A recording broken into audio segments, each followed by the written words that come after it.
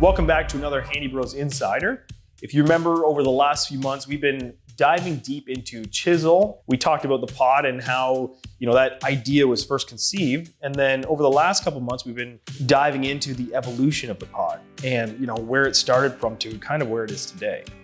Now, we're really gonna dissect the operation of the pod and exactly how it works from start to finish. The idea is there, the concept is there, but how does it work day to day? What actually happens to make this thing so efficient? So we're gonna walk you through that, and we're gonna teach you a little bit about how this pod has really changed the industry and changed Handy Bros specifically. So you have a fully stocked pod. We then go and get the staging sheet from Omar or Joe. And on that staging sheet, it says exactly what they're gonna need for the day. So the equipment, the accessories, all the material extra that's not included on the pod, which the guys all back there know what's on the pod and what's not, right? They grab the sheet and then they start loading. So they go get the furnace, they go get the AC, and it all gets loaded onto the pod. Simultaneously, while they're collecting things, the furnace is also being prepped, right? It's not being unboxed. We're putting all the wires where it needs to go. Plumb them on, vent pipe, gas pipe, the whole thing. The whole furnace gets ready to go. And when it's ready, it goes onto a cart, strapped around, and then one of the guys will come over and they'll grab what everyone's needed for the job that day and reel it out onto the pod. Similarly with the tankless boards, the boards they're cut, painted black. We prep them all at the prep station. So all the tanks are ready to go. Gas, power, water, all ran, ready to rock. Pull the board off, bring it over to the pod, strap it on, ready to go. When it's all done, the floor guys will tell Omar and Joe, these are all ready, it's ready for review. Joe and Omar will come out, laptop in hand. Typically, two guys on review, so one guy's running the iPad or laptop, and the other guy is on the pod physically, while the guy on the laptop's calling out the furnace, the air, the model numbers, all the extras. They both review the pictures at the exact same time to make sure, okay, that's kind of weird, did we account for that on the pod here? So it's the last final check before it's ready to go. You'll see on the face of the treasure box, they call it, that's where they write the customer's last name, and they'll write the crew doing it. And then sometimes in red or a different color in the middle will be things that are missing that maybe we're waiting for a truck, or we're gonna run out and go get them. Just weird little flag points of stop, don't load this just yet. That makes sure that that's on there. That's the prep process of it. The next morning is loadout. Now loadout and unloading all happen at the same time. So the install team will show up around 6:30, 7 o'clock. When they back up, Omar will see the truck that's backing up and he'll grab that pod that's prepped for the day, pull it out, head on over.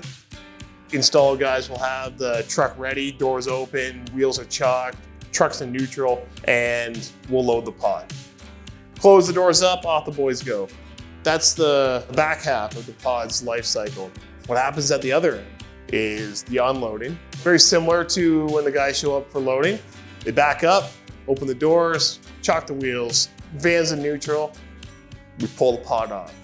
What we're pulling off is what they did the day before.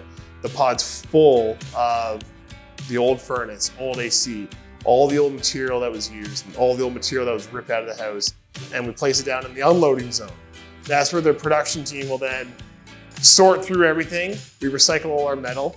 All our cut off pieces we deem to a certain level of reusable, so we put it back in the pile nice and organized and clean the entire pod off.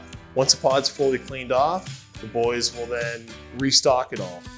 And every single pod is the exact same. Every template's the same. Nothing has changed. We do have a couple specialty pods, but in general, the main install pod is the same material across the board.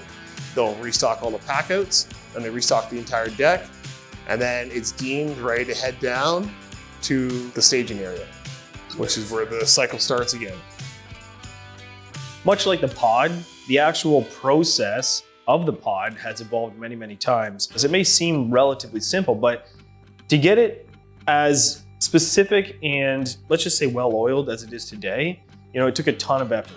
Eric really led that forward. Obviously, he had some others like Steve and Wes and some of the shop team there that helped him through all of that. But we attacked it like we do everything else. We took the pod, we wrote the perfect process, went through the process, and then Every single day after that, we iron out the details. We find the problem, we solve the problem. Where's the bottlenecks? What isn't being restocked?